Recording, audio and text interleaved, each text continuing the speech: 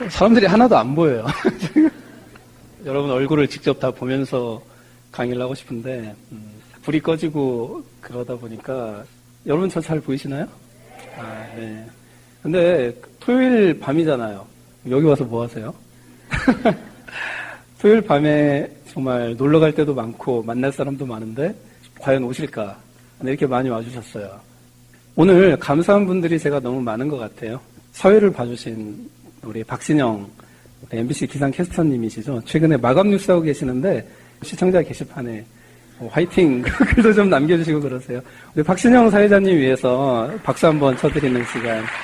네. 그리고 제 팬카페 특강 때마다 항상 오셔서 마술 공연 해주시죠. 우리 함현진 마술사님. 제가 여태까지 정말 차비 한 번 드린 적이 없어요. 그런데 이렇게 항상 계속 이렇게 오시니까 제가 요즘에 조금 위험한 생각도 하고 있어요. 나를 좋아하나? 이런 생각. 마술사님이 저희를 도와주신 이유는 정말 하나인 것 같아요. 저희 팬카페 수익을 통해서 제가 잘 먹고 잘 살기 위한 것도 아니고 저희 팬카페 회원들이 어떻게 하는 것도 아니고 오직 수익금 전체를 기부를 하는 그 마음에 항상 와주셔서 공연을 해주시는데 제가 항상 너무 감사합니다. 지금 마술사님 저 안에서 옷 갈아입고 계시나요? 네, 옷 갈아입고 계신다는데 박수 한번 쳐드리세요. 들릴 거예요. 네. 예. 그래서. 그리고 또 알고 보니까 그 마술사님이 기아대책 이사님이시더라고요. 근데 여태까지 저한테 한 번도 그 얘기를 안 하셨어요.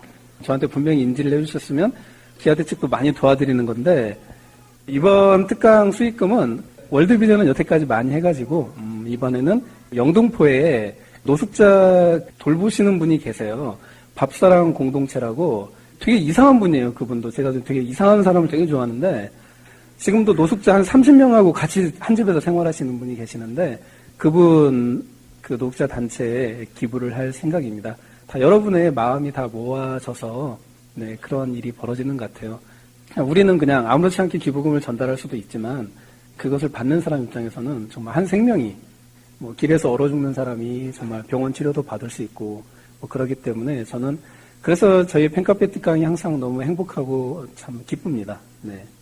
그리고 오늘 그 가야금 연주해 주실 주보라 씨가 지금 대기실에 계신지 모르겠는데 이따가 정말 너무 아름다운 천상의 소녀를 들려주실 거예요. 네.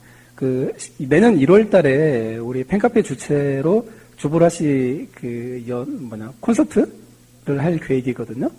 그래서 굉장히 세계적인 뮤지션이에요. 그래서 컨벤션 밴드에 다 기부하는데 꼭 오셔서 좋은 시간 가지시면 좋겠고요. 그리고 우리 팬카페 회장 정회일과 우리 운영진들 정말 너무 고생을 많이 했어요.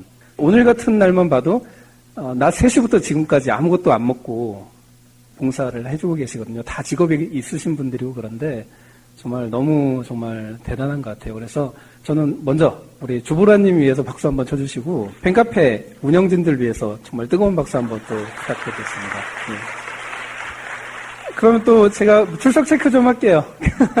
여기 혹시 부산에서, 지방에서 오신 분 계시나요? 부산에서 오신 분 손 한번 들어보세요. 부산. 제일 멀리 오신 분이 어떤 분이세요? 여수. 네, 여수 있습니다. 또. 진주. 대구. 부산. 포항. 미국이나 캐나다는 없으세요? 예? 스페인에서 왔어요? 반갑습니다. 제가 이런 사람입니다. 스페인에서도 와요. 저는 제가 항상 드리는 말씀이지만, 우리 팬카페 특강의 주인공은 누굴까요? 예, 여기 앉아 계신 여러분 자신이라고 저는 생각을 합니다. 저는 단지 그냥 여러분 자신이 자기 자신을 발견하는데 도움이 되는 존재일 뿐이에요.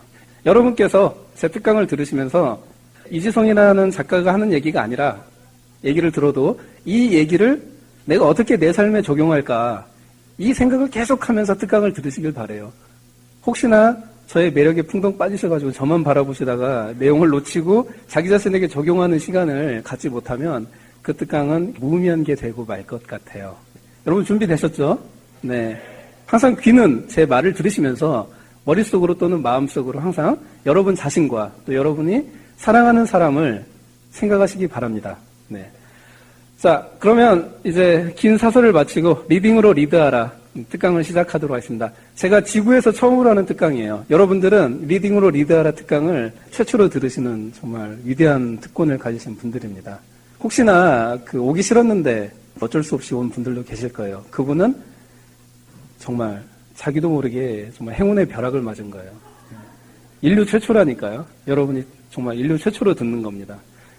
제가 이 책을 정말 쓰다가 정말 죽을 뻔했어요. 그래서 제가 이 책을 쓰기 시작한 이 책을 쓰는 게 정확히 16개월이 걸렸는데요. 이 책을 쓰기 위해서 마음의 준비를 한 시간은 뭐 거의 2년? 너무 힘든 주제였고 내가 과연 쓸 수 있을까? 정말 쓰면서도 포기하고 싶었고 정말 한계에 부딪혀서 쓴 책은 처음인 것 같아요. 저는 이 책을 쓰기 위한 자료를 거의 한 16년 넘게 모았어요. 어떻게 하면 내가 16년, 17년 동안 쌓아온 이 모든 것을 어떻게 하면 정말 독자님들에게 재미있고 쉽고 의미 있게 전달할 수 있을까? 이걸 정말 고민을 많이 했던 것 같아요. 그래서 조선일보, 중앙일보에서 인터뷰 들어온 것도 다 거절하고 TV 출연 요청도 다 거절하고 오직 여기에 파묻혀서 이렇게 살았던 것 같아요. 정말 이 책이 나와서 정말 저는 좀 후련합니다. 너무너무 후련해요. 그리고 저는 정말 제가 자신할 수 있는 게 이 책은 여러분들의 미래뿐만 아니라 대한민국의 미래를 바꿀 수 있는 책이다. 이런 확신을 가지고 있습니다. 제가 제 대표작 꿈꾸는 다락방을 훨씬 뛰어넘는 책이라는 자부심을 갖고 있습니다. 네. 자, 여러분 말이죠. 세익스피어, 괴테, 실러, 타고르, 앙드레지드, 헤르만 헤세, 갈릴레오, 제임스 맥스웰, 파브르, 마리 퀴리, 하이젠베르크, 바하, 베토벤, 미켈란젤로, 밀레, 세잔, 로댕, 고흐, 피카소, 토마스 제퍼슨, 링컨, 앤드류 카네기, 빌 게이츠, 워렌 버핏, 마크 주커버크라고 페이스북 창시자죠. 리자청, 헬렌 켈러, 카이사르, 클레오파트라, 말론 브란도, 이소룡. 이 사람들의 공통점은 인문고전 독서가라는 사실입니다. 네. 여러분, 이소룡이 인문고전을 읽었을 거라는 거 생각 한번 해보신 적 있으세요? 근데 알고 보니까 이 사람이 철학과 출신이더라고요. 그리고 평생 수백 권에 달하는 철학 서적을 읽고 자신만의 철학 세계를 구축하려고 노력했던 그런 사람입니다. 말론 브란도가 타임즈와 인터뷰를 할 때 그런 말을 했어요. 연기보다 훨씬 중요한 게 있다. 그것은 헤겔, 마르크스, 데카르트 이런 사람들의 책을 읽는 것이다. 이런 얘기를 했습니다. 그리고 헬렌 켈러 하면은 여러분 어떻게 생각하십니까? 헬렌 켈러? 그냥 눈이 멀어 있고 귀가 봉사고 이런 생각하시잖아요. 그렇죠? 그런데 헬렌 켈러가 하버드 대학교를 나왔어요. 물론 레드클리프라고 이제 하버드 대학 부속 여자 대학인데 지금은 이제 통합이 돼 있죠. 네, 하버드 여자 대학교예요. 하버드 대학 똑같은 대학인데 거기 대학을 나왔습니다. 일반인하고 똑같이 경쟁해서 하버드 대학을 들어가신 분이세요. 근데 이분도 가장 큰 즐거움이 뭐냐면 인문 고전을 읽는 거였더라고. 자기가 고백을 하고 자기의 모든 것. 이분이 하버드 대학 들어가서 공부한 책은 인문 고전밖에 없어요. 그리고 헬렌 켈러는 시대의 리더가 됐죠. 네, 우리는 잘 모르고 있지만 장애인의 인권과 여성의 인권을 위해서 분투하는 인권 투사였습니다. 네. 그런데 그 모든 밑바탕, 이분의 어떤 위대한 행동을 했던 밑바탕에는 인문 고전 독서가 있었다라는 사실입니다. 마크 주커버크라고 최근에 영화 나오죠. 전 세계 최연소 억만장자라고 그래요. 페이스북을 창시한 사람. 이 사람이 조선일보에서 지난번에 인터뷰를 봤는데 그런 얘기를 하더라고요. 나의 취미는 그리스 로마 고전을 원전으로 읽는 것이다. 여러분, 베토벤이 인문고전 독서가라는 사실 생각해 보셨어요? 베토벤은 광적인 인문고전 독서가였습니다. 이 사람은 심지어 의사한테 책을 그만 읽으라고 그러다 죽는다고 이런 경고를 받았을 정도의 어떤 광적인 독서가였어요. 그리고 베토벤의 친구들은 베토벤을 가리켜서 뭐라고 표현했냐면 그는 플라톤, 아리스토텔레스, 호모에 둘러싸여 사는 사람이다. 즉 인문고전에 그런 평가를 했습니다. 그리고 우리 쇼팽, 로댕, 조각가 로댕 아시죠?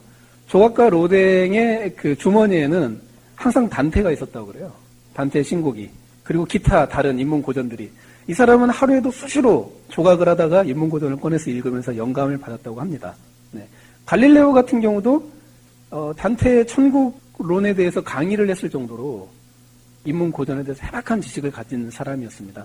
그래서 저는 그 인문고전 독서를 연구를 하면서 굉장히 놀랐습니다. 아니, 베토벤 하면은 귀가 멀어가지고 어쨌다 저쨌다, 성격이 더러웠다, 이것만 알고 있는데 이 사람이 어떻게 인문고전을 이렇게 열심히 읽었다니, 피카소가 이렇게 인문고전을 열심히 읽었다니, 그런 걸 보면서 저는 굉장히 놀랐어요. 찾으면 찾을수록 인류 역사의 한 부분을 장식한 천재들의 공통점이 계속 나왔습니다. 그들은 인문고전 독서 가의 수준이 아니라 인문고전 독서 광이라는 사실이었다는 거예요. 그래서 제가 거기에서 굉장히 큰 자극을 받고 저도 인문고전 독서를 계속하기 시작했죠. 저 같은 경우는 제가 19살 때 처음으로 인문고전 독서를 시작했는데 아버지의 영향을 받았어요. 아버지께서 대학교 합격하니까 제가 19살에 대학교에 들어갔는데 장자하고 칸트의 순수성 비판이라는 책을 2권을 주셨어요. 이제 대학생이 됐으니까 이런 책도 한번 읽어봐라. 읽었는데 장자를 읽었는데 너무 재밌는 거예요. 한번 그 세계에 빠져들면 또 굉장히 재밌거든요. 인문고전이 의외로 진짜 짜릿하고 재밌습니다. 여러분 인문고전을 읽는 사람은 그런 경험 한번 다 해보셨을 거예요. 새벽에 사마천의 사기를 읽는데 이 막 가슴에서 막 벅차오르면서 희열이 솟아오르는데 이 말 한마디 한마디가 말이죠. 사마천이 2300년 전인가 사람이거든요. 사마천과 대화를 하는 기분이 드는데 사마천에 붓으로 썼잖아요. 이 붓이 2300년의 시공을 뛰어넘으면서 제 가슴에다가 그냥 콱콱 뭘 찍는 듯한 느낌이잖아요. 이 너무 황홀하고 행복한 기분. 여러분 그 느껴보시길 바라요. 새벽에 클래식을 틀어놓고 사마천의 사기를 읽는 그 멋진 순간. 어쨌든 저는 인문고전을 읽으면서 굉장히 큰 정신적 희열을 많이 느꼈습니다. 네. 지하철을 타거나 뭐 누구를 기다리거나 이런 때 책을 읽으면 또 더 잘 읽혀져요. 깊이 빠져들어가다 보면 일반 베스트셀러는 그냥 그런 기분까지는 안 들거든요. 이 인문고전의 저자랑 내가 좀 만난다는 느낌, 대화한다라는 느낌, 정신적으로 그런 조금 어떤 4차원적인 순간이 있어요. 근데 그런 순간을 이제 지하철에서 경험을 하는 거죠. 그 순간이 정말 이루 말할 수 행복해요. 그래서 저는 여러분들이 인문고전 독서를 지금 여기 와서 들으시는 분들이 인문고전 독서를 내가 뭐 리더가 되기 위해서 내 인생을 변화시키기 위해서 여러 가지 이유가 있을 겁니다. 하지만 그런 이유는 저는 부록이라고 생각을 해요. 내 자신을 변화시키는 거, 우리 가정을 변화시키는 거, 내가 사랑하는 사람들을 변화시키는 거, 우리 사회를 변화시키는 거, 우리 나라를 변화시키는 거, 이런 것들은 다 부록입니다. 가장 중요한 것은 내 자신의 황홀한 행복인 것 같아요.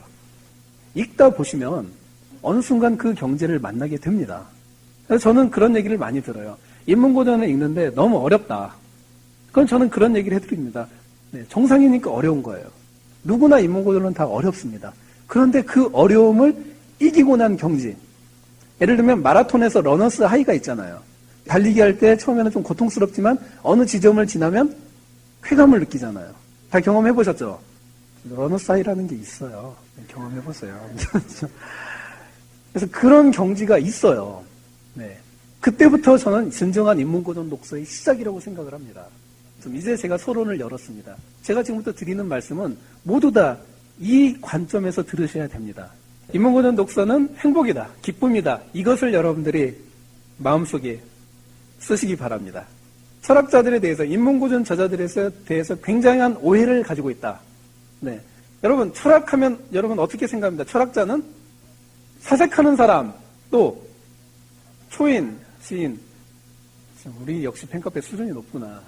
어디 가서 철학자에 대해서 어떻게 생각하냐면 굶어 죽는다라고 얘기하잖아요. 철학하다가. 그런 얘기 안 들어보셨어요? 굶어 죽잖아요. 우리나라에서 철학가 나오면. 철학자 생각하면 다 폐병 걸려서 죽거나 막 가난하게 살다가 그냥 병 걸려서 죽고 막 사람들 머리 아픈 얘기나 우리가 이렇게 생각을 하고 있어요. 그런데 그것은 오해라는 겁니다. 자, 일단 우리가 공자, 맹자 하면은 굉장히 답답한 사람으로 생각하죠. 세상에 대한 어떤 세상 물정이 어둡고 그렇게 알고 계시잖아요. 하지만 제가 진짜 철학자들의 삶을 조사해봤더니 그렇지 않더라는 거죠. 공자와 맹자는 오늘날로 말하면 슈퍼스타였던 거죠. 슈퍼스타. 전 세계의 그 대통령들이 만나고 싶어하는 스타 중에 스타. 공자는 말이죠. 이 사람이 본래 그 아버지가 70세인가 그 동네 16살짜리 소녀를 어떻게 해가지고 이렇게 임신을 한 게 공자예요. 놀라셨어요? 공자가 서자 출신이에요. 이 아버지가 공자가 태어나니까 얼마 되지 않고 돌아가셔버렸어요. 그러니까 엄마하고 단둘이 사는데 싱글맘하고 엄마가 뭐 할 일이 없잖아요. 그러니까 그냥 비정규직 노동을 하면서 사신 거예요. 그리고 공자도 어렸을 때부터 뭐 창고에서 막 가축 기르고 막 이런 아르바이트를 이런 직업을 가져요. 그런데 이 사람이 이제 공부를 하죠. 내가 성공할 수 있는 길은 공부밖에 없구나. 그래서 학문에 몰두해가지고 이 양반이 노나라에, 오늘날로 따지면 노나라의 국무총리가 되죠. 국무총리가 돼서 노나라를 굉장히 멋진 나라를 만드는데 이 옆에 나라에서 보니까 큰일 나겠거든. 그러니까 옆에 나라에서 그 노나라 왕에게 말 70피라고 미녀 80명인가를 보내요. 그러니까 노나라 왕이 여자분들과 정치를 잊어버리시고 공자를 멀리하기 시작했어요. 상식이죠. 여러분 소녀시대하고 공자하고 있는데 소녀시대랑 놀지 누가 공자랑 놀겠어요. 당연한 사실인데 공자님은 이제 상처를 많이 받으셨죠. 그래서 노나라를 떠납니다. 떠나면서 중국 전역을 돌아다니면서 자신의 사상을 설파하기 위해서 학교를 엽니다. 학교를 여는데 그 당시에 공자의 제자가 3,000명이었어요. 그 당시에 인구가 몇 억도 안 됐잖아요. 오늘날로 따지면 거의 중국 최고 대학의 학장이었던 셈이죠, 총장. 네. 그리고 각국의 왕들이 그 학교로 들어와서 정치 자문을 구하러 오는 그런 그 엄청난 사람이었습니다. 그리고 묵자는 반묵자가 아니고요. 묵적이라는 사람인데, 묵자. 이분은 묵자와 그 제자들은 중국 역사상 최강의 무사 집단이었어요. 예, 중국 역사상 최강의 군사 기술자였고요. 이 사람들은 한 사람이 100명을 상대할 수 있는 사람들이었어요. 이런 군사 전략가였습니다. 그리고 양명왕의 창시자 왕양명은 명나라 최고의 행정가였습니다. 그리고 대규모 반란을 3차례나 진압한 탁월한 장군이었어요. 소크라테스 여러분 어떻게 생각해요? 소크라테스 동성애자 아닙니다. 많은 사람이 동성애자로 알고 있는데 소크라테스는 말이죠. 아테네 보병들이 최고의 모델로 치는 최고의 중장갑 전투 요원이었습니다. 소크라테스가 함께 전장에 나가면 누구도 두렵지 않다라는 게 당시 아테네 보병들의 신조였어요. 최고의 싸움꾼이었던 거죠. 플라톤은 말이죠. 전장에 참가해서 훈장을 3번이나 탄 전사였고 그리스 전역 레슬링 대회에서 우승을 2번 한 스포츠맨이었어요. 키케로는 로마 최고의 변호사였고 데카르트는 당대의 적수를 찾아보기 힘든 검객이었습니다. 네. 베이컨은 삼겹살이 아닙니다. 네. 베이컨은 국회의원, 법무장관, 대법관을 역임했고요. 존 로크는 의사였고 비트겐슈타인은 제트기에 쓰이는 엔진 특허를 낸 항공역학 전문가였어요. 네. 우리의 생각과 전혀 다르죠. 다들 철학자들의 공통점은 대부분 부자였다. 대부분 유명했다. 대부분 운동을 잘했다. 싸움도 잘했다. 이런 것들이에요. 그냥 상상을 초월한 인물인데 그렇다면 왜 우리는 이런 철학자에 대해서 오해를 하고 있는 걸까요? 여러분의 그 고정관념이 많이 무너지고 있을 거라고 생각해요. 실제 찾아보면 철학자들의 삶, 인문고전 저자들의 삶은 정말 어마어마한 삶을 살았는데 사회 경제적으로도 왜 우리는 이 사람들에 대해서 실패자라는 사회 경제적으로 실패한 사람이다라는 생각을 갖고 있을까요? 네, 저는 이런 의문을 굉장히 오랫동안 갖고 있었습니다. 그러면서 제가 깨달은 게 뭐냐면 이것은 바로 음모다. 음모라는 사실을 깨달았어요. 자, 아시아를 보겠습니다. 아시아에서 지난 2000년 동안 최강대국은 중국이었죠.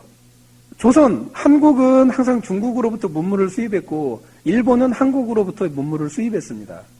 그리고 베트남과 그 친구들, 이 친구들은 다들 그냥 각자 자기 삶을 열심히 사셨고요. 그런데 이 중국은 어떻습니까? 아시아에서 인문고전 저자를 가장 많이 배출한 국가가 중국이죠. 그러면 중국에서 배출한 인문고전 저자들의 책을 가장 중국 다음으로 열심히 읽은 나라는 어디죠? 한국이죠. 일본은 찌질했잖아요. 섬나라. 외구. 상대도 안 하고 무식하고. 네. 일본은 어떻습니까? 백제시대 때 아지키와 왕인이 노노와 천자문을 전달해주면서 일본과의 교류가 시작됐죠. 중국하고 우리나라에 비하면 항상 열등한 나라였어요. 너무너무 열등한 나라였습니다. 1868년도까지 그랬어요. 이 1868년을 기점으로 아시아의 역사가 바뀝니다. 일본이 1등으로 올라서고 중국과 우리나라는 일본에게 점령당하고 슬픈 역사가 시작이 돼요.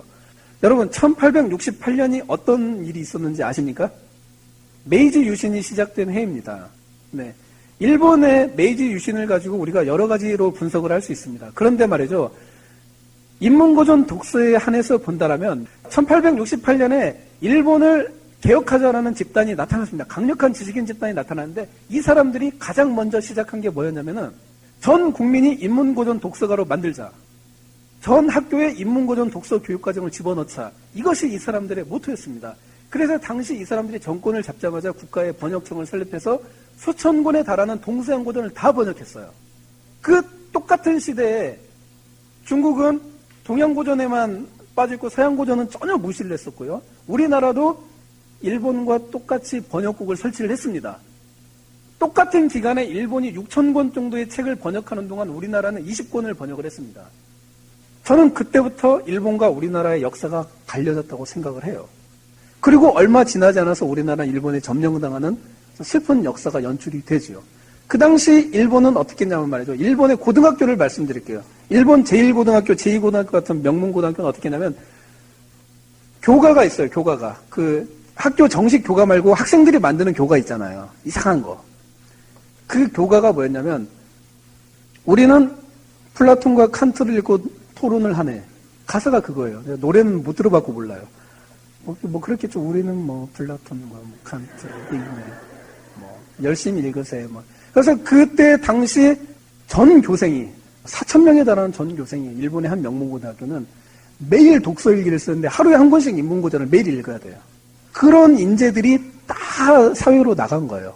즉 인문고전 독서를 통해서 자신의 두뇌를 업그레이드 시키는 인재들이 나가서 사회에 추구를 형성하고 있는 동안 우리나라는 정반대 현상이 벌어졌죠. 굉장히 안타까운 일입니다. 그래서 말이죠. 이 일본은 우리가 알고 있는 국민, 사회, 국민, 사회, 민주주의, 회사, 회계, 이타 인권, 평등, 자유, 박애, 이런 말들은 다 일본이 만든 말이에요. 일본이 서양 인문고전을 번역하면서 만든 말입니다. 그것을 우리나라 그대로 갖다가 지금까지 쓰고 있어요. 중국도 그대로 가져다 지금도 쓰고 있습니다. 놀랍게도 2000년 동안 중국과 우리나라가 일본에 문물을 전달했는데 1868년을 기점으로 완전히 역전이 된 거예요. 우리가 도리어 문물을 전달받는 국가가 된 겁니다. 그 중심에 인문고전 독서가 있었다라는 거죠. 그래서 이 일본 애들이 우리나라를 무단 통치를 시작하자마자 제일 먼저 했던 게 뭔지 아십니까? 조선 교육령을 반포했습니다. 가장 먼저 했던 게 다른 것보다도. 조선 교육령을 반포해서 뭘 했냐면 첫 번째 성균관을 폐지했습니다. 우리나라 엘리트들에게 인문고전을 가르치는 유일한 기관인 성균관을 폐지를 하고요. 두 번째로 전국에 있는 각 서당을 폐지를 시켰습니다. 그리고 나서 공립학교 교육을 시작을 했어요. 그런데 이 교육이 인문고전 독서가 전혀 없는 교육이죠. 여러분들이 받은 교육, 제가 받은 교육. 그게 바로 1910년 조선 교육령부터 시작이 된다는 사실입니다. 어마어마한 무서운 일이죠. 자, 우리가 옛날에 보면은 그렇잖아요. 우리 조선시대만 돌아봐도 어떻습니까? 양반은 책을 읽죠. 상민은 어떻게 하나요? 평민은? 책을 읽나요? 아니죠. 농사를 짓죠. 조선시대 상민이나 천민이 글을 읽으면 어떻게 했을까요? 러시아 같은 경우는 말이죠. 농노에게 글을 가르치면 인문고전이 아니라 글만 가르쳐도 잡아다가 옷 벗기고 등을 채찍으로 때리고 가뒀어요. 미국 같은 경우는 미국이나 영국만 해도 노예에게 책을 읽히면 그 사람을 잡아다가 손가락을 잘랐습니다. 그러니까 인류 역사의 지배 계급을 보면은 말이죠. 인문고전은 물론이고 책 읽기 자체를 금지를 했어요. 제가 인류 역사를 살펴보니까 지배계층은 항상 피지배계층에게 금지를 하는 게 있습니다. 첫째가 바로 뭐냐면은 책 읽기예요. 둘째가 인문고전 읽기예요. 셋째가 꿈이죠. 꿈을 갖는 거. 너네들은 그냥 바보처럼 있으라는 거죠. 언제까지 바보처럼. 그런데 이 지배계급의 의도가 우리나라에서도 조선시대에 양반과 상민, 이 대립구도로 있었던 이 구도가 말이죠. 강대국과 약소국이 만나면 똑같이 벌어진다는 거예요. 네. 강대국이 약소국을 점령해서 무단 통치를 시작하고 식민 통치를 시작하면 그 나라 국민들을 제일 먼저 못하게 하는 게 책 못 읽게 만드는 거. 그 중에서도 인문고전 못 읽게 만드는 거. 그래서 우리나라는 인문고전 전통을 가지고 있었는데 그때 다 없어진 거예요. 일제시대 때. 네. 그러면 이런 질문이 있어요. 우리나라는 그동안 인문고전을 열심히 읽었는데 양반들은 맨날 인문고전 읽고 과거 준비하고 그랬는데 왜 우리나라는 그렇게 힘이 없는 나라가 되었냐? 라는 질문이 있어요. 그런데 그것도 역시 우리가 갖고 있는 잘못된 고정관념입니다. 조선은 인문고전 독서가를 핍박하는 나라였어요. 네. 여러분, 과거는 말이죠. 인문고전 독서를 해서 과거를 볼 수가 없어요. 과거는 오늘날로 말하는 어째 논술시험 같은 거예요. 이렇게 뭐 평소에 잘 나오는 답안지 갖고 짜집게서 외워가지고 달달달 외워서 보는 게 과거 시험이었습니다. 그래서 과거 시험에 대한 폐단을 지적하는 게 굉장히 많았죠. 그래서 다산 정약용이 자기 자녀 아들에게 인문고전 독서를 시켰을 때 주변의 선비들이 다 의아했거든요. 왜 그런 책을 읽히냐고. 조선에 진정한 인문고전 독서가들이 있었습니다. 그 사람들은 실학자들이었죠. 그분들은 항상 조선이 세계 최강대국이 될 수 있는 방안을 제시를 했어요. 이분들은 인문고전 독서를 통해서 위대한 경제를 맛보고 나라를 구할 수 있고 백성을 편안하게 만들 수 있는 비책을 다 생각을 해서 사상을 생각해서 책으로 다 썼습니다. 하지만 조선의 지배계층은 어떻게 했습니까? 그 사람들을 핍박했죠. 유배시키고 처형시키고 변방으로 쫓아버리고 아무도 조정에 들이지 않았어요. 조선이 인문고전 독서가들을 사랑했던 시기는 딱 2번 있습니다. 첫 번째는 세종대왕, 두 번째는 정조대왕. 그리고 그 외의 시대에는 인문고전 독서, 진정한 인문고전 독서가들은 조정의 핍박을 받고 조정에 등용되지 못했어요. 그러니까 조선의 가장 큰 약점은 가짜 인문고전 독서를 지배층이 했고 그걸 권장했다는 게 있는 거죠. 만약에 실학자들을 기용을 했더라면 조선이 과연 그렇게 망가졌을까요? 문호를 개방하자. 이런 거 이미 조선의 15세기, 16세기에 나왔던 실학자들이 나왔던 얘기예요. 서양의 어떤 뭐 수학이라든지 과학적인 것들도 다 실학자들이 다 언급을 했습니다. 하지만 조정에서 지배계급이 받아들이지 않았죠. 이게 우리가 조선이 굉장히 슬픈 역사를 가지고 있어요. 하지만 조선이 인문고전 독서가를 사랑했던 그때 세종시대와 정조시대 때는 화려한 문화에 꽃을 피우고 세종대왕 때는 오히려 중국에서 두려워했잖아요. 우리는 조선이 두렵다라고 말할 정도로 그런 부강한 나라가 됐는데 이게 참 안타깝죠. 네. 아무튼 다시 일본 이야기로 들어가면 일본과 우리나라를 비교를 해보면 말이죠. 플라톤 전집 같은 경우는 일본은 100년 전에 번역이 다 끝났어요. 우리나라는 아직도 플라톤 전집 번역이 끝나지 못했습니다. 원전 번역이. 창피하죠. 로마의 성세의 원인, 뭐 흥망성쇠론 이런 책은 그 뭐 버크라는 그 인문고전 저자가 지은 책인데 우리나라하고 비교하면 80년 전에 일본에서 번역이 됐어요. 그러니까 우리나라의 인문고전 책들은 대부분 일본이 번역한 책을 다시 번역한 책들이 대부분이고요. 원전 번역의 역사를 일본하고 비교를 해보면 창피해서 말이 나오지 않을 지경이에요. 네. 아직도 우리나라는 일본에 대해서 발끝도 못 미칩니다. 네. 굉장히 안타까운 일이죠.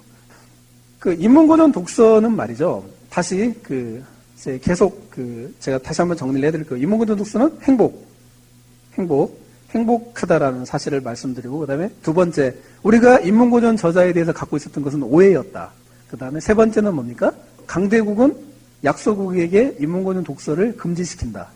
그리고 지배계급은 피지배계급의 인문고전 독서를 금지시킨다. 그게 일본과 우리나라의 관계에서 드러났다. 제가 여기까지 이야기를 드렸습니다. 자, 그 다음에 우리나라의 또 슬픈 역사가 시작이 됩니다. 우리나라가 일본 무단 통치에서 해방이 되고 미국이 들어오잖아요. 미국이 들어와서 제일 처음 했던 게 뭡니까? 미 군정을 설치를 했죠. 미 군정을 설치를 하면서 우리나라의 공립학교 교육이 시작이 됩니다. 그런데 말이죠. 미국은 사립학교와 공립학교로 나뉘어져 있잖아요. 미국의 사립학교는 어떤 학교입니까? 엘리트들, 미국의 리더를 만드는 양성하기 위해서 설립된 게 사립학교죠. 명문 사립학교.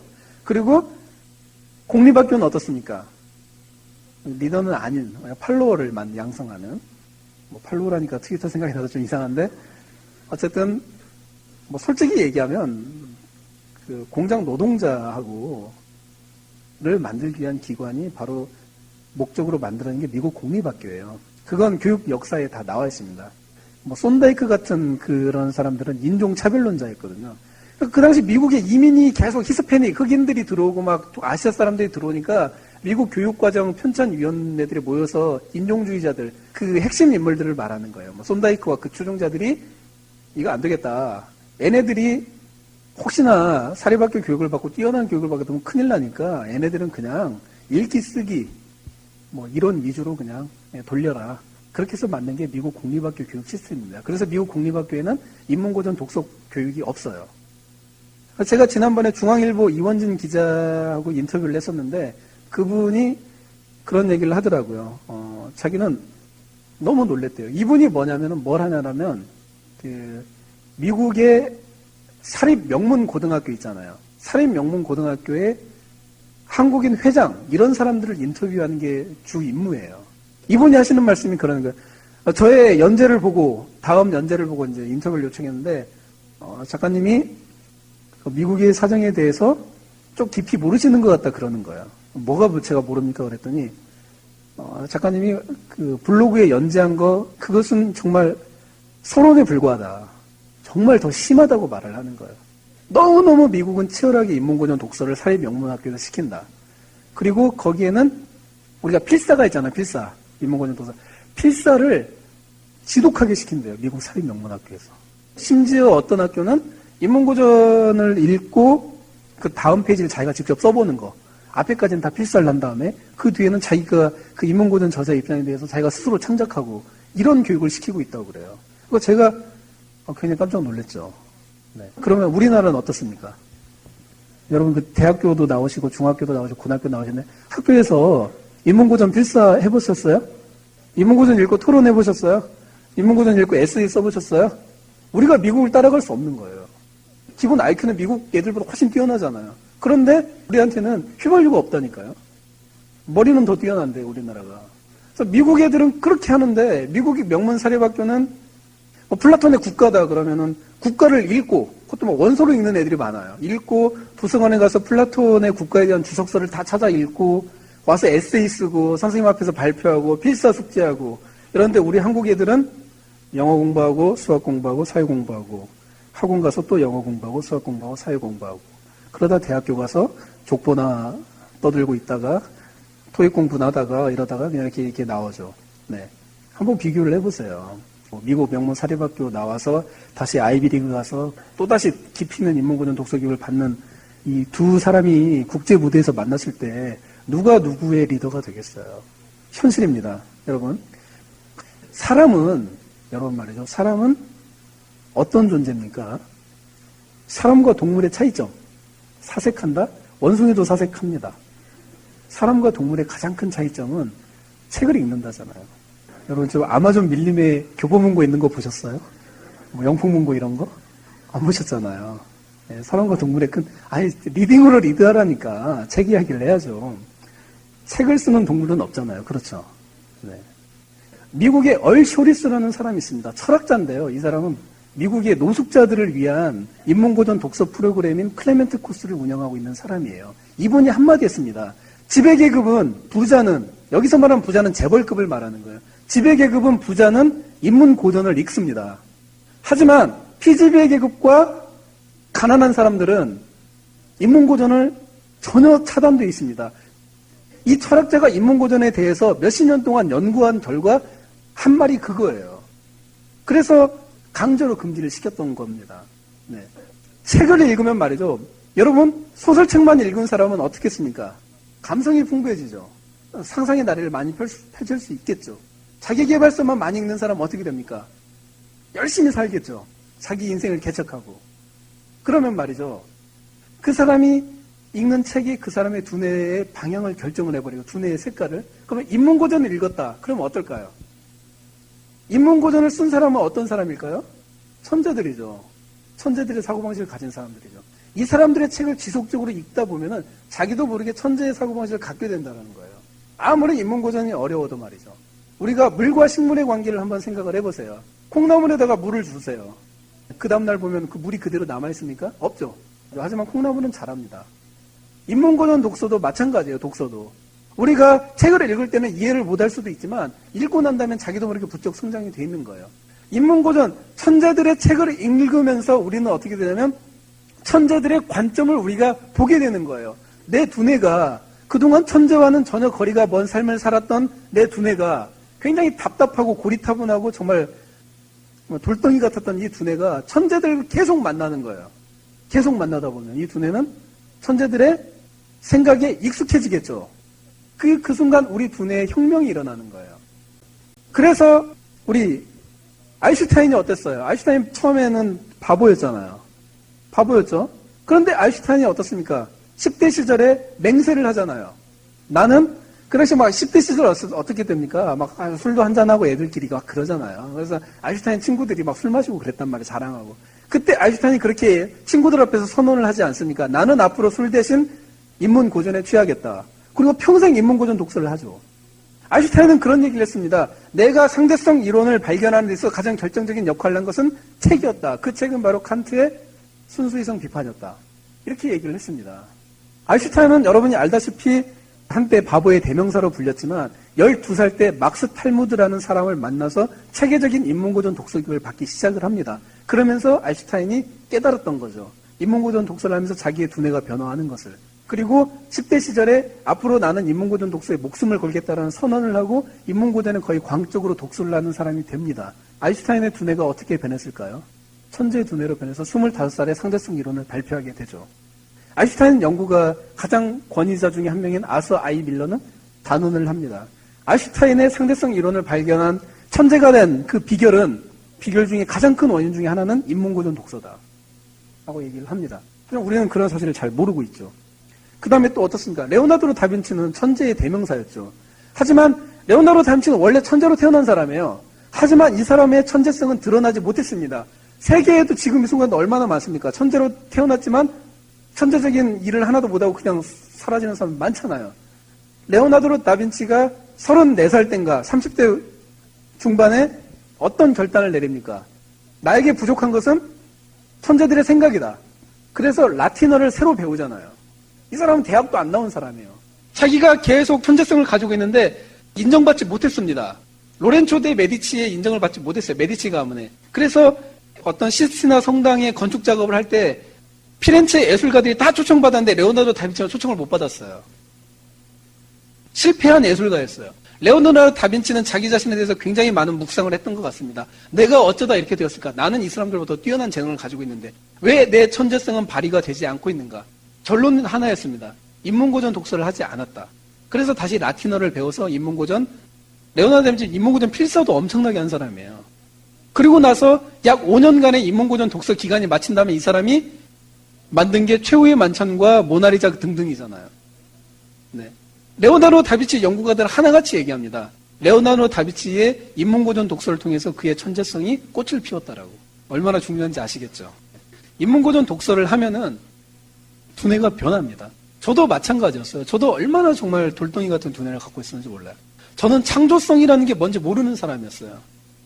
너무너무 답답하더라고요. 그런데 더 답답한 거 뭐냐면 내가 창조성이 없다는 사실도 몰랐던 거예요. 나는 내가 창조성이 있다고 착각을 했던 거예요. 제가 창조성이 있었다면 10년씩 원고 구제를 받았을까요? 아니겠죠. 저는 천재도 아니고 정말 너무너무 평범한 그냥 바보 같은 사람이었어요. 너무 평범한 사람. 그런데 제가 29살 때 그런 일이 있었거든요. 그 당시에 최고의 출판사가 있었어요. 그 출판사에서 이제 원고 계약까지 다 하고 계약금까지 받았는데 원고가 엎어진 거예요. 너무너무 가슴이 아팠죠. 그 순간 저는 알았습니다. 내가 되게 부족하구나. 창조적인 게. 그래서 그때부터 제가 정말 목숨 걸고 인문고전 독서를 하기 시작했거든요. 근데 진짜 변하더라고요. 그래서 저도 인문고전 독서 정말 목숨 걸고 시작하고 나서 몇 년 뒤에 베스트셀러 나왔잖아요. 그래서 지금 이 자리에 있는 거죠. 저는 곧 있으면 미국에서 책도 나오잖아요. 멋지지 않나요? 네. 감사합니다. 네.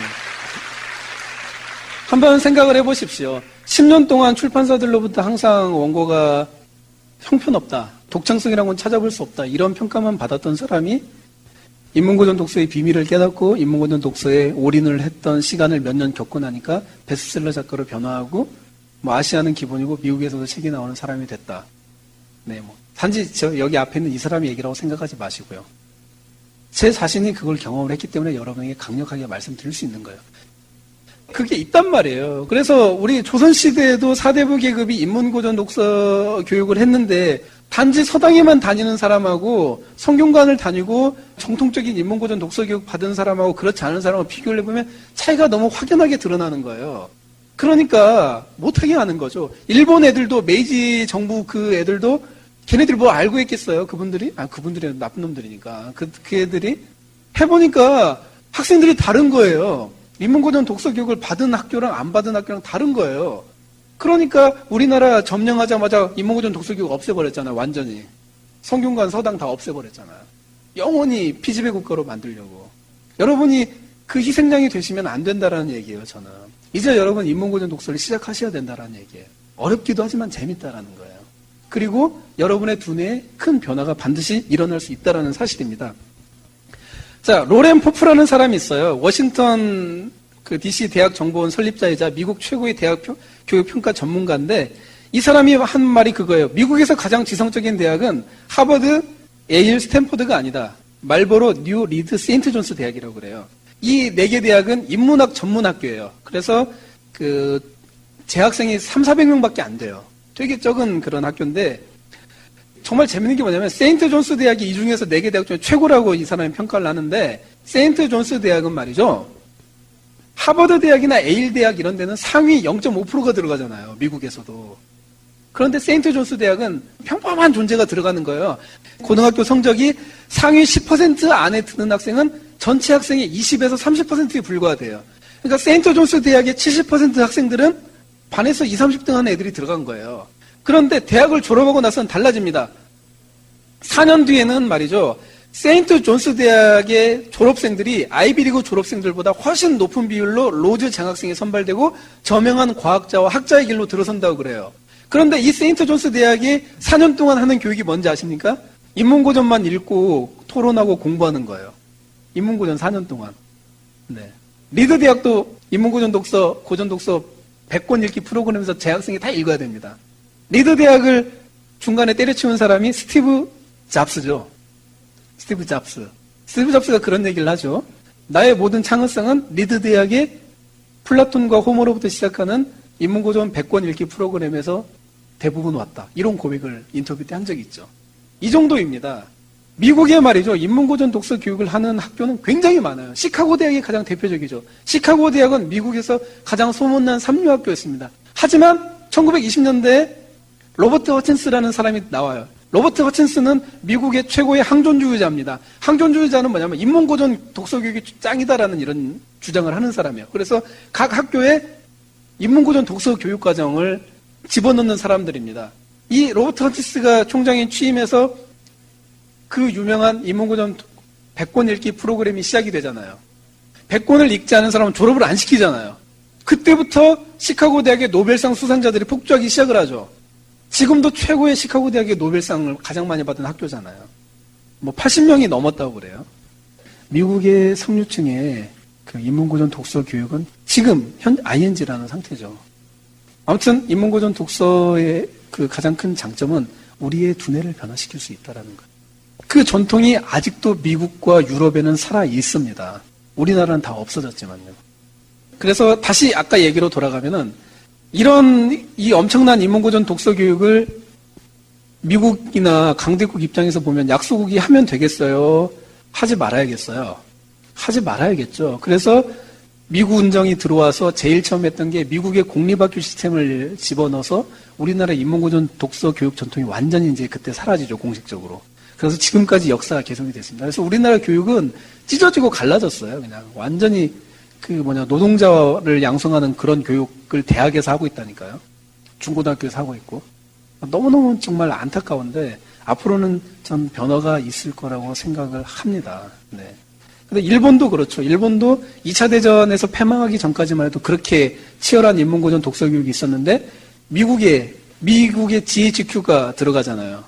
그때 없어져 버렸어요. 독일의 한 시골에서 목사를 하던 칼 비테는 말이죠. 자기가 40살인가 결혼을 하셨어요. 그러다 보니까 자기 아이를 정말 최고로 키워야겠다 생각을 하고 고대 그리스 교육과 로마 교육에 대한 문헌들을 연구를 했습니다. 그런데 놀라운 사실을 발견했어요. 그 당시 칼 비테는 그냥 서민이었거든요.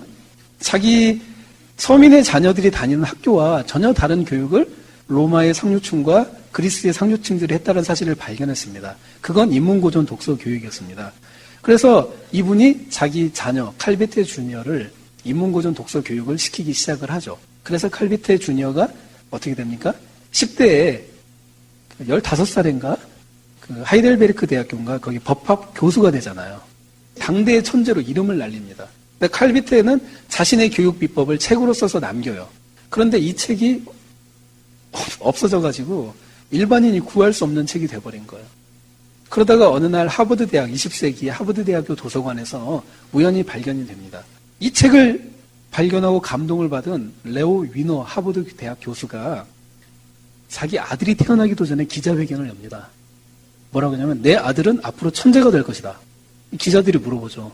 근거가 뭐냐? 그랬더니 칼비트의 인문고전 독서 교육이 있는데 내가 그것대로 교육을 시킬 테니까 여러분 한번 지켜보라고. 그리고 실제로 자기 자녀가 태어났는데 로버트 위너입니다.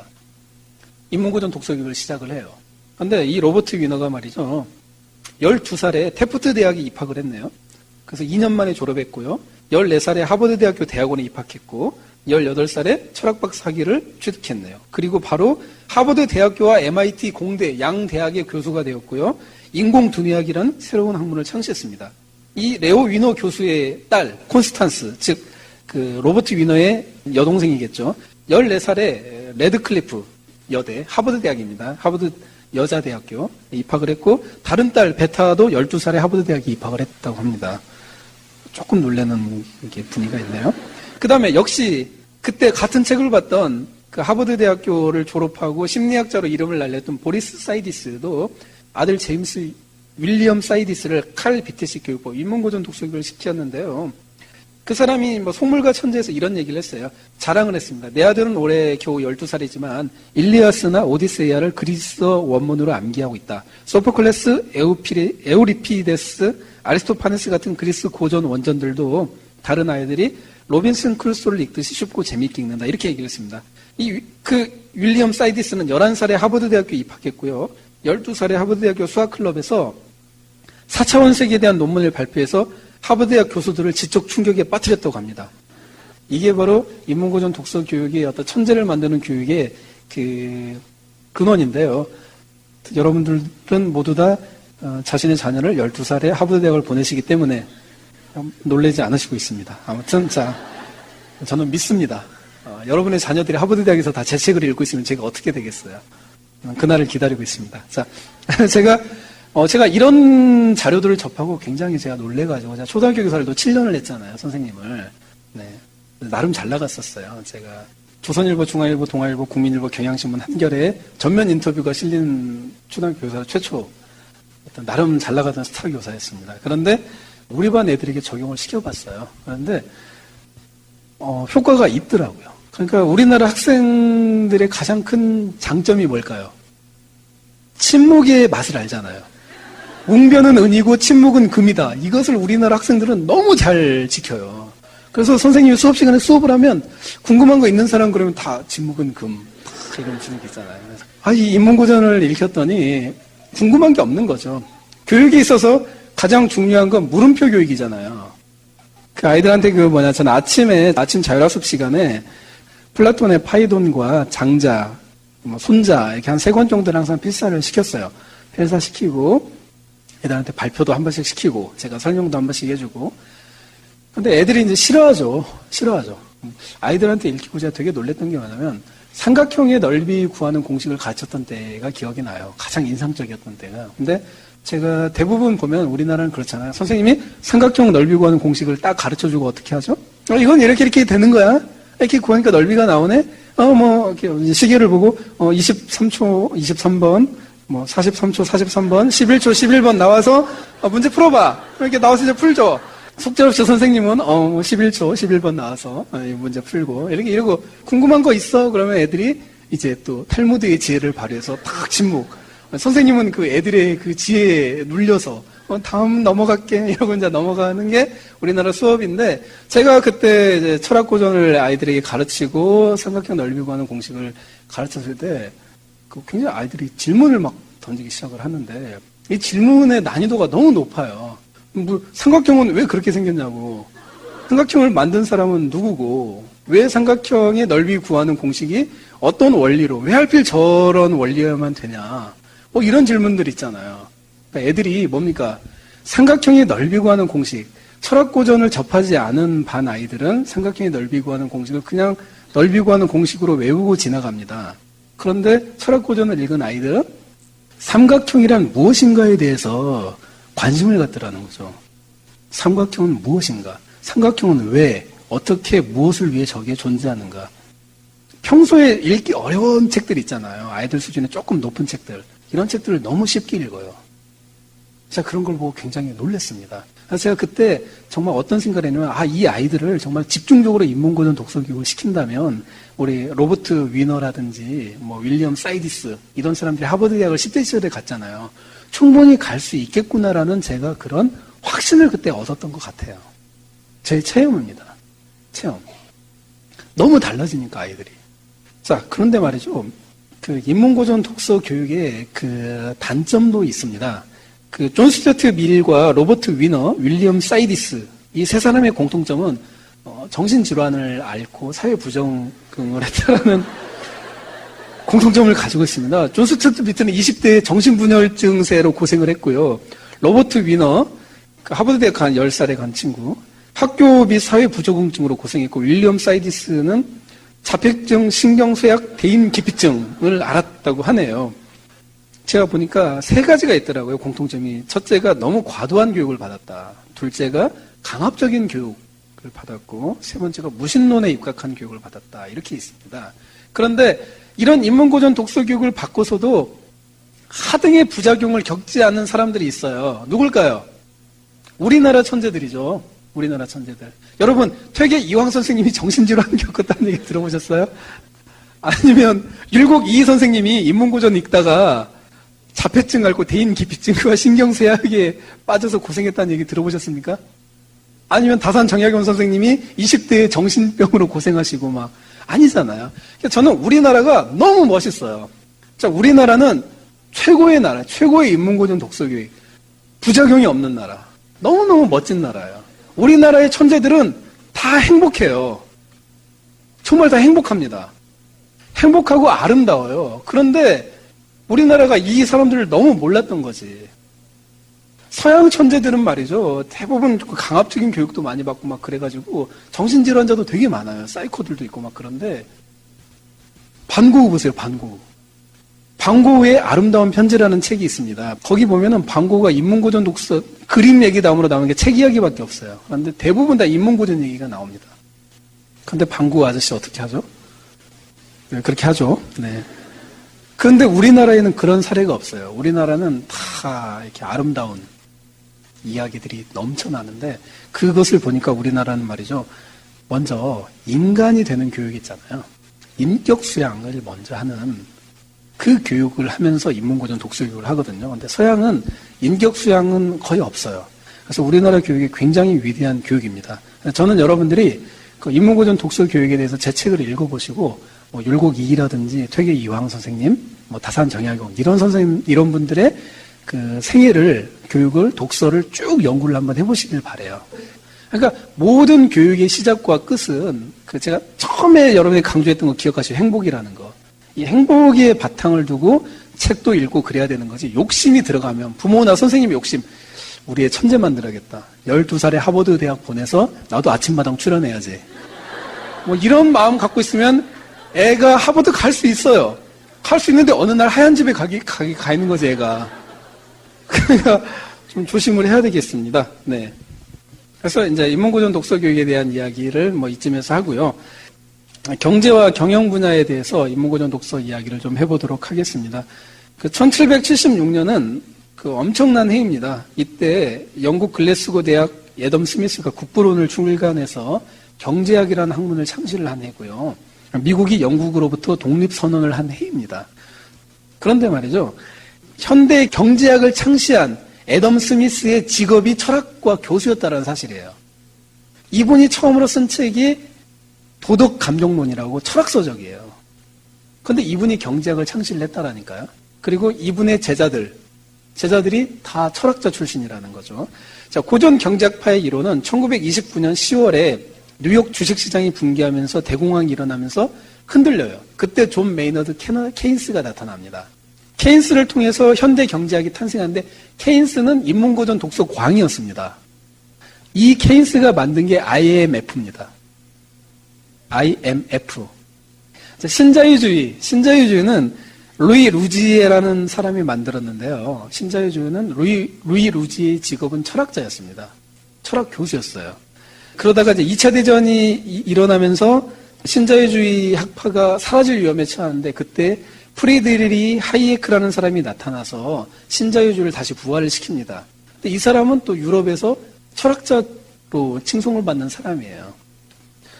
애덤 스미스가 뿌리가 돼서 존 케인스로 넘어와서 다시 신자유주의, 즉 IMF가 우리나라 경제를 한번 흔들었고 그 다음에 지금 신자유주의 질서에 우리가 살고 있잖아요. 그런데 이 모든 것을 만든 사람들은 인문고전 독서가하고 철학자라는 사실이에요.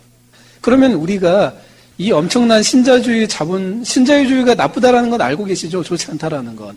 이 신자유주의 시대에서 우리가 살아남으려면 제대로 우리 자신을 보호하고 우리 가족을 보호하려면 우리가 제일 먼저 해야 할 게 뭘까요?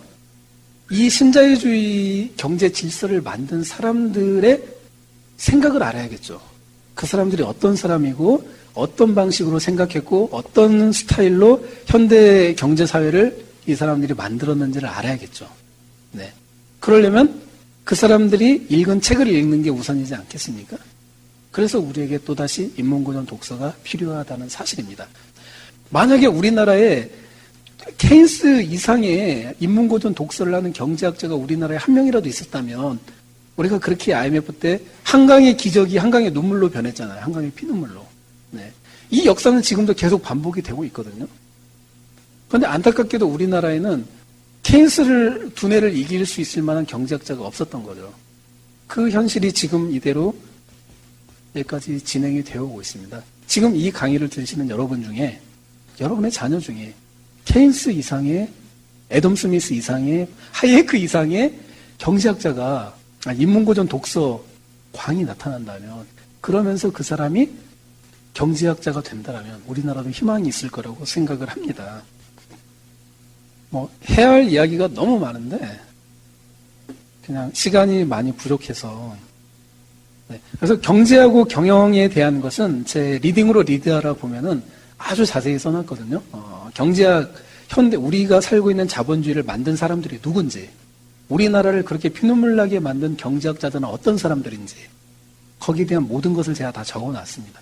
그리고 경영 분야에 있어서, 현대 경영학을 탄생시킨 사람들, 이 사람들은 어떤 사람들인지 다 적어놨으니까, 그건 책을 참고하시기를 바라겠습니다. 마지막으로 가장 중요한 거, 천재들의 인문고전 독서법에 대해서 말씀을 드리고 싶습니다. 제가 이걸 쓰면서 정말 죽을 뻔했던 것 같아요. 왜 그러냐면 가장 큰 부담감이 뭐냐면 제가 천재가 아니잖아요. 내가 천재가 아닌데 어떻게 천재들의 고전 독서법을 써요. 가장 힘들어가지고 정말 죽을 뻔했는데 제가 지금부터 드리는 이야기는 천재들의 인문고전 독서법이 아닐 수도 있습니다. 그냥 이지성이라는 작가가 본 천재들의 인문고전 독서법이라고 생각하시면 될 거예요. 천재들의 진정한 인문고전 독서법은 여러분이 발견하시면 됩니다. 여러분이 독서를 하면서 천재의 정신과 만나시면서 그런 독서법이 자기만의 독서법이 나타날 거라고 생각을 해요. 자, 천재들의 인문고전 독서법. 이대로 하면 천재가 된다라는 게 아닙니다.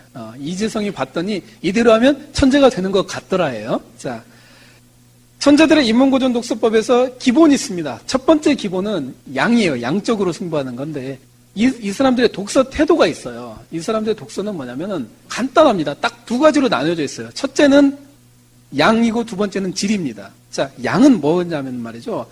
천재들은 인문고전 독서를 미치듯이 했다라는 사실이에요. 여러분, 그 알렉산더 대왕 있죠. 알렉산더 대왕이 33살에 죽잖아요. 죽을 때 이 사람의 손에 뭐가 들려있었는지 아십니까? 호머의 일리아드가 들려있었어요. 호메로스에. 이 사람은 죽을 때도 인문고전을 읽었던 거예요. 알렉산더의 스승이 아리스토텔레스잖아요. 최고의 철학자. 그런데 독서하다가 죽어버려라. 저는 그렇게 표현한데 알렉산더 대왕을 보고 제가 영감을 받은 거예요. 독서하다가 죽었네? 인문고전 읽다가 죽었잖아요. 그러니까 천재들은 인문고전 읽다가 난 죽어야겠다. 이런 각오로 인문고전을 읽었구나. 라는 사실을 저는 발견을 했다라는 거예요. 자, 성호 이익 선생님은 이렇게 말씀하셨습니다. 인문고전은 사랑하는 어머님과 오랫동안 이별했다가 다시 만난 사람처럼 읽어라. 그리고 아픈 자식의 치료법을 묻는 사람처럼 인문고전을 읽고 토론해라. 이런 말씀을 남겼어요. 이 성호 이익 선생님이 왜 천재가 됐는지 아시겠죠? 마음 자세가 다른 겁니다. 네, 간단한 겁니다. 목숨 걸고 독서를 한다는 사실이에요. 이 외에도 수많은 천재들의 공통점, 공통적인 독서 태도는 나 책 읽다가 죽겠다라는 각오였습니다. 네. 그러니까 우리가 천재의 영역에 들어가려면 기본적인 그냥 어설픈 독서로는 안 된다라는 거예요. 내가 천재의 영역에 들어가려면 이 책을 읽다가 죽어도 좋다라는 그런 각오, 그 정도의 각오가 있어야 된다라는 사실입니다. 그렇다면 저는 또 궁금했어요. 왜 천재들은 그렇게 죽기 살기로 독서를 했던 걸까? 알고 봤더니 천재들은 말이죠. 자신들이 천재가 아니라는 사실을 잘 알았던 것 같아요. 세종대왕의 일화도 보면 세종대왕이 그러거든요. 어떤 책을 읽고 인문고전을 읽고 자기 그 집현전 학자한테 얘기하거든요. 아, 내가 이거 한번 읽어봤는데 잘 모르겠으니까 자네가 대신 잘 읽고 나한테 설명 좀 과외 좀 해달라고 부탁을 하거든요. 저는 그런 생각을 했어요. 왜 세종대왕이 어떤 책을 읽으면 100번 읽고 인문고전을 100번 썼을까? 100번 읽고 100번 필사가 세종대왕의 독서법이었잖아요. 인문고전 독서법. 왜 그랬을까 궁금했는데 알고 보니까 세종대왕이 평범했던 거죠. 그러니까 내가 100번 읽고 100번 쓰겠다가 아니라 이해할 때까지 읽고 쓰다 보니까 100번이 넘어갔던 거겠죠. 저는 그렇게 생각을 합니다. 그러니까 천재들은 어떻다고요? 천재가 자기가 아니었기 때문에 인문고전 독서를 통해서 천재로 변화했기 때문에 진짜 천재였다라면 왜 그렇게 인문고전을 치열하게 읽었을까? 해설이 안 되잖아요.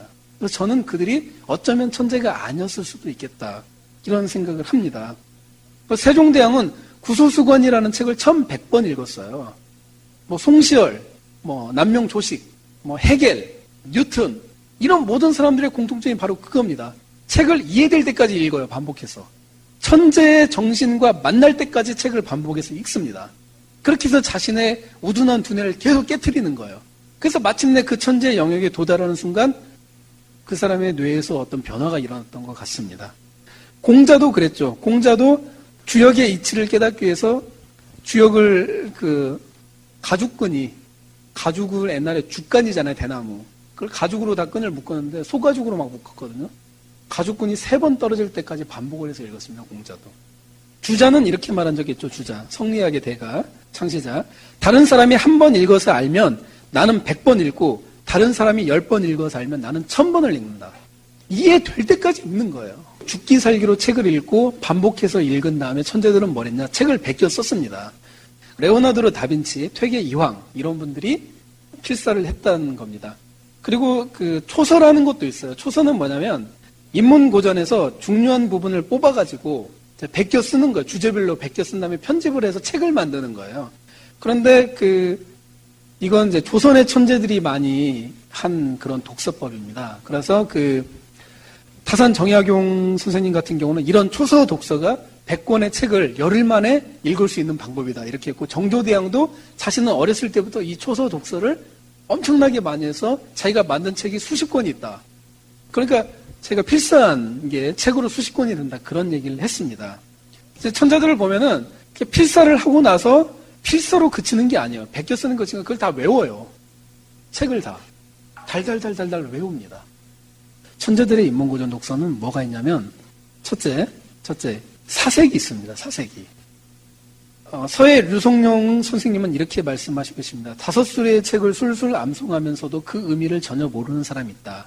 왜 그런 일이 벌어지는지 아는가? 사색을 하지 않았기 때문이다. 이런 얘기를 하시고 계십니다. 즉, 사색이라는 것은 뭐냐면 말이죠. 인문고전을 쓴 저자의 경지가 어떤 것인가에 대해서 자기가 정신적으로 계속 탐구하는 상태를 말해요. 즉, 인문고전을 쓴 천재와 정신적으로 하나가 되기 위해서 정신적으로 자기가 끝없이 노력하는 상태. 이걸 저는 사색이라고 생각합니다. 이 사색을 끝없이 하다 보면 말이죠. 심지어 이 사색의 끝에는 뭐가 있냐면 단지 생각을 깊이 하고 많이 하고 그런 게 아니라 천재들의 사색은 깨달음을 향해 있습니다. 이 깨달음이 가장 중요한 건데 이 깨달음이 바로 인문고전 저자의 정신에 딱 들어가는 바로 그 단계, 그 순간인데, 자, 이렇게 얘기를 합니다. 그 깨달음의 경지는 황홀한 기쁨과 같이 옵니다. 자, 니체 헤르만 헤세는 그 경지에 도달한 순간을 끝없는 기쁨이라고 표현했고요. 마르틴 루터는 그냥 푹 빠져버렸다. 하이데거는 처음 만난 순간부터 나를 압도하고 몇 년 동안 정신 못 차리게 만든 마력 같은 힘. 괴테는 밝은 방 안에 들어간 것 같은 느낌.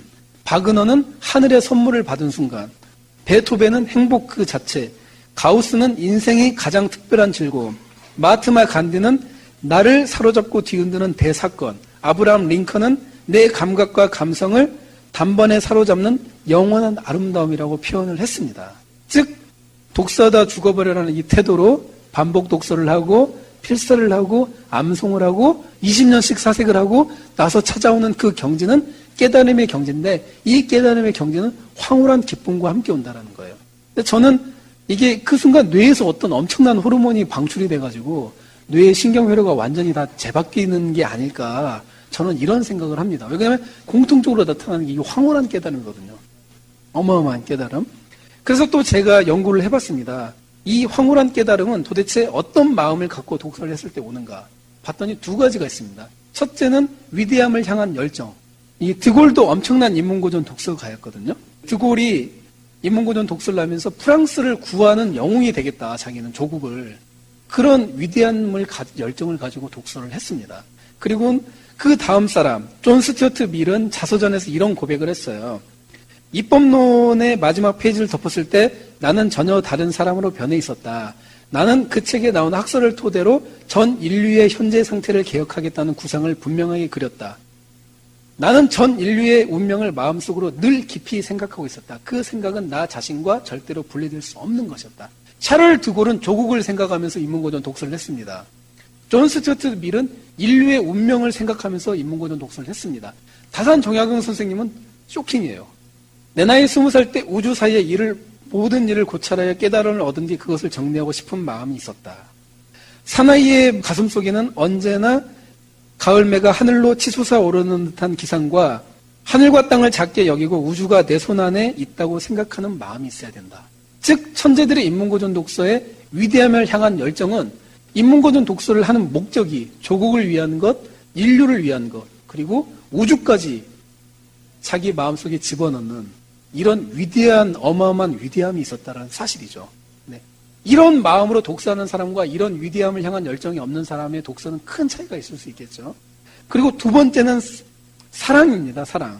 사회적 경제적 약자들, 힘없는 백성들을 향한 무한한 사랑이 있었어요. 세종대왕이 말이죠. 집현전을 세우고 집현전 학자들을 모아놓고 처음에 한 말이 뭐였는지 아십니까?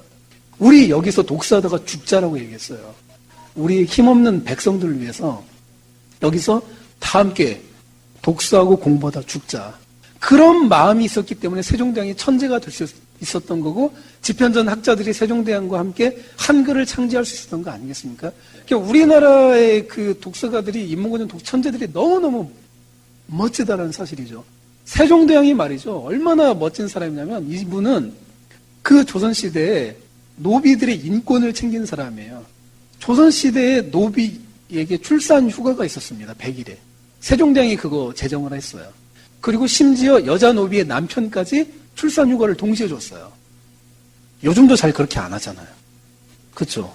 노비인데 조선시대에 사람으로 취급을 안 했는데 이런 지극한 사랑이 있었을 때 인문고전 독서가들의 천재성이 하늘의 선물처럼 주어지지 않았나 저는 확신을 하고 있습니다. 여러분 말이죠. 세종대왕, 성호 이익, 다산 정약용, 율곡 이이 이 천재들의 삶을 한번 깊이 연구해 보십시오. 여기에 인문고전 독서의 모든 것이 들어있습니다. 인문고전 독서가 어떻게 시작해야 되고 인문고전 독서를 통해서 위대한 깨달음을 얻은 뒤에는 어떻게 살아야 되는가. 바로 그것은 사랑이라는 거죠. 네. 그래서 저는 마지막 이 한마디로 이 강의를 마치고자 합니다. 인문고전 독서는 사랑이다. 네, 감사합니다. 네.